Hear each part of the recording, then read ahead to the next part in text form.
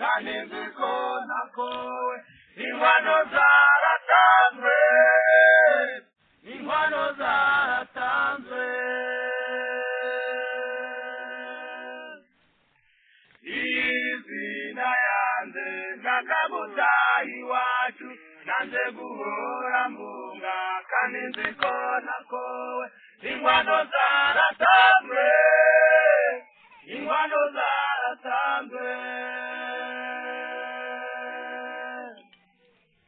navuye mu rugo ngeze mu izinda zimira umukwata nshaka ndishima turemeranya abihamya nibo bazibyabereye igorogota inkwano zaratanzwe inkwano zaratanzwe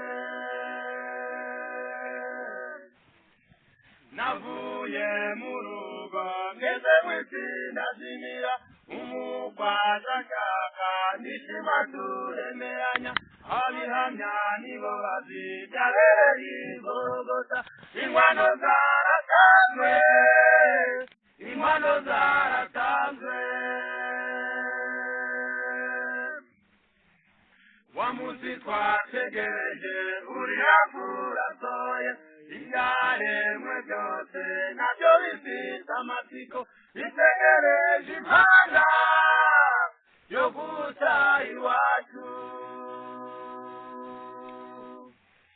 wa munsi twategereje uri hafi urasohoye ibyaremwe byose nabyo bifite amatsiko bitegereje impanda yo guta iwacu n'umugeni wa Yesu n'umugeni mwiza cyane ukubona imbarakazi ikundisiraho ingabo ni ku mutima wanjye wumva ushaka mwami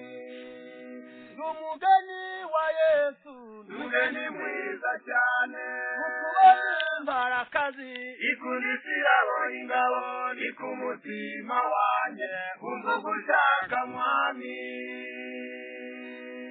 umukwe Yesu yarandengutse ava mu ijuru ari nyashaka yakoze ikiguzi cy'igiciro cyinshi yabizi ibyo yabivanze amaraso indaro y'umukwe yayiteguye izitararemwa ishime tunezererwe bageni ba Yesu agiye kugaruka tukajyana nawe umukwe Yesu yarandengutse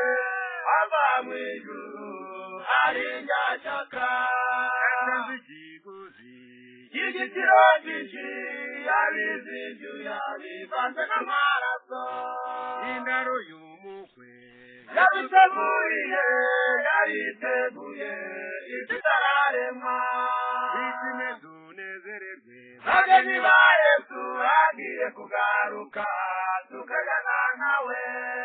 ishime tunezererwe bageni ba Yesu agiye kugaruka tukajyana nawe